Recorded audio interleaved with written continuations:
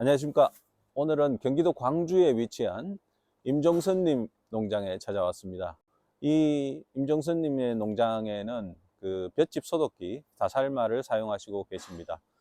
조금 후에 임 회장님 만나 뵙고 한우 사육 두수라든지 또 한우 사육 상황이라든지 또 다살마 사용 후기까지 여러 가지 이야기를 나눠보도록 하겠습니다.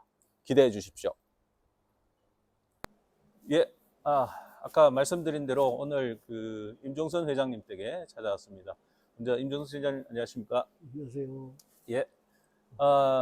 여기 임 회장님 댁은 뭐 저도 처음이고 제가 이제 임 회장님하고 개인적으로는 한 20년 전쯤에 제가 축산과학원 근무할 때 그때 처음 뵀었는데 오늘 이제 농장에는 사실 제가 처음에 왔습니다. 그래서 농장 뭐 사육 두수라든가 이런 농장 운영상 그 특징이라든가 뭐 그런 거 간단하게 좀 소개해 주시죠.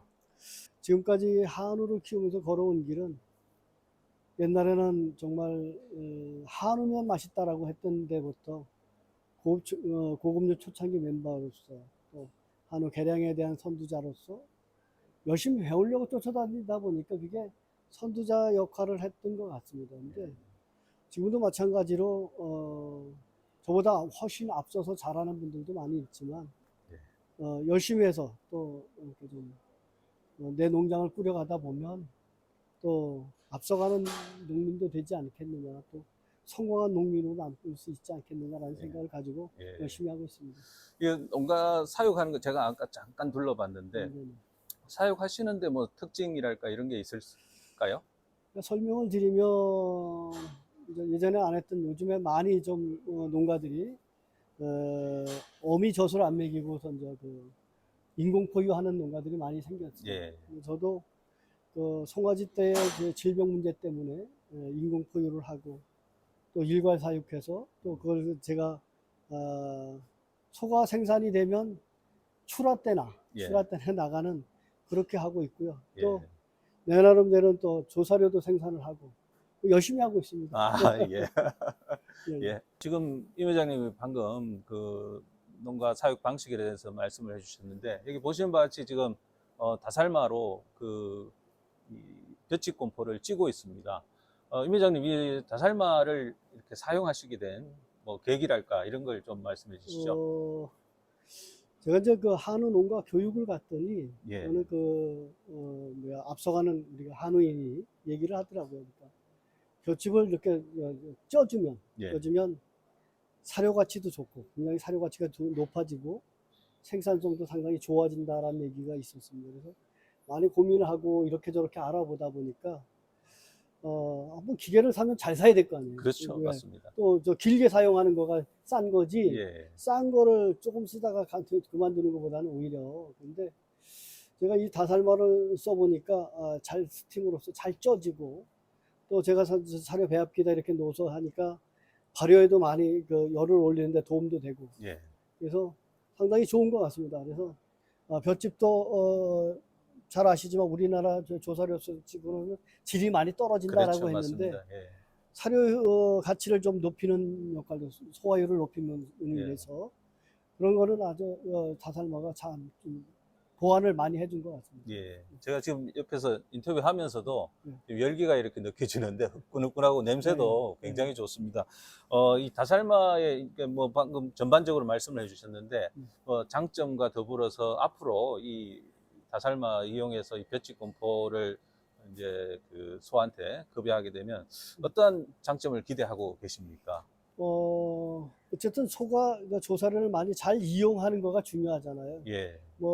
근데 이제 볏짚이 니그닝 때문에 잘 많은 양을 소화 못했던 부분이 있었는데 스팀으로 쪄서 주다 보니까 소가 이용하는 율이 좀 먹은 섭취량도 늘고 이래서 그런 부분에 많이 좀 보완을 해준 거 아니냐. 국내 조사료로서 볏짚을 갖다 보완하는 데는 많은 역할을 하는 것 같다. 그렇게 느낍니다. 뭐 다른 농가에 이제 다살마 사용하시는 농가에서도 다 공통된 지적이 이 기호성 개선과 섭취량.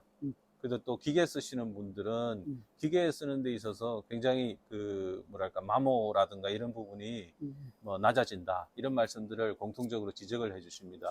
그렇죠. 우리 회장님도 뭐 그런 걸 그렇죠. 이제 배합기에 볏짚을 그냥 롤로 넣었을 경우에는 배합기가 상당히 부하가 많이 걸리거든요. 아, 그렇죠. 예, 부하가 근데 걸리죠. 이렇게 스팀으로 쪄서 놓으니까 예, 배합기에도 훨씬 더 무리가 덜 돼서 예, 상당히 그런 점에서 굉장히 장점인 것 같습니다. 예.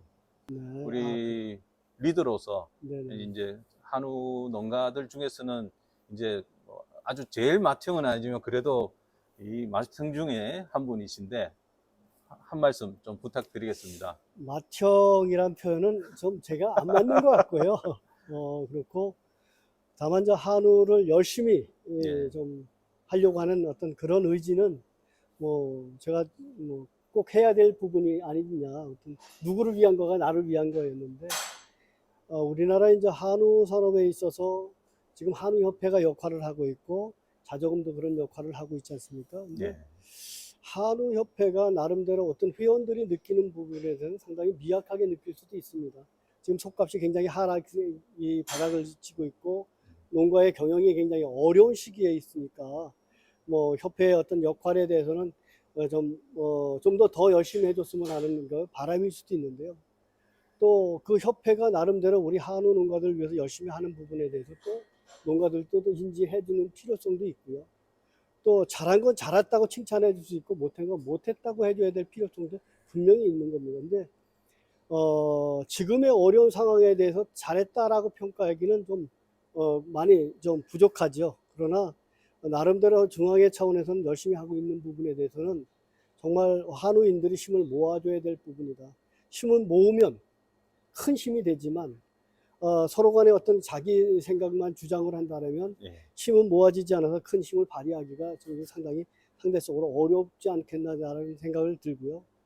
또 자조금이라는 사업을 갖다가 한우협회에서 우리 저 초창기 멤버들이 예, 자조금에 대한 필요성에 대해서 한우산에 꼭 필요한 거다라고 해서 자조금을 만드는 중요한 역할을 해서 자조금이 있습니다. 또 자조금이 역할이 할 거하고 한우협회의 역할 분담은 분명히 있어서 소모전이 아닌 상생의 역할을 감당할 때 한우 사람의 미래를 열어가는데 큰 힘이 될 거다. 우리 한우 농가들의 희망을 주는 어떤 그런 정책을 위반하지 않겠느냐라는 생각을 합니다. 그래서 자기 어떤 개인의 생각보다는 우리가 앞으로의 한우 사람의 미래를 열어가는데 무엇을 우리가 어떻게 선택할 거냐가 굉장히 중요할 거다라는 생각을 듭니다. 또 한우협회가 지금의 어떤 걸어왔던 일도 많이 있습니다. 잘한 것도 있고 못한 것도 있고 네. 아쉬운 부분도 분명히 있지만 또 우리가 앞으로 개척해야 될 부분이 굉장히 많이 있습니다. 그 부분이 뭐냐면 지금의 등급제, 아까 말씀 나눈 것처럼 등급제도가 상당히 평준화시킨 부분은 매우 안타까운 부분이고 예, 한우를 갖다가 수입육과 차별화시키는 부분에 대해서도 잘 역할을 하고 또 한우에 대한 우수성, 예, 정말 소비자들한테 한우가 어떻게 우수하다는 것을 갖다가 우리가 한우협회나 자주금에서 검증해서 홍보해야 될 필요성은 분명히 있다고 보고요. 예, 또 한우인들이 한우고기에 대해서 소비자들한테 정말 신뢰성 있는 균일한 제품 만드는 데는 좀 더 신중하게, 심각하게 생각해서 소비자들한테 다가가야 되는 부분이 예, 우리 몫이다라는 생각이 듭니다. 그래서 한우를 잘 갈고 닦으면 정말 흙에 묻혔던 진주가 그걸 갈고 닦아서 아름다운 보석이 되는 것처럼 예, 분명히 한우는 우리 한우인들에게, 우리 국민들에게 자랑스러운 한우가 될 수 있도록 예. 잘 갈고 닦고 하는 데에 힘을 모아지는 지혜가 꼭 필요하다라는 생각을 듭니다. 예. 우리 한우 산업에 있어서 이 어려운 시기를 극복할 수 있는 그런 좋은 말씀을 해주신 것 같습니다.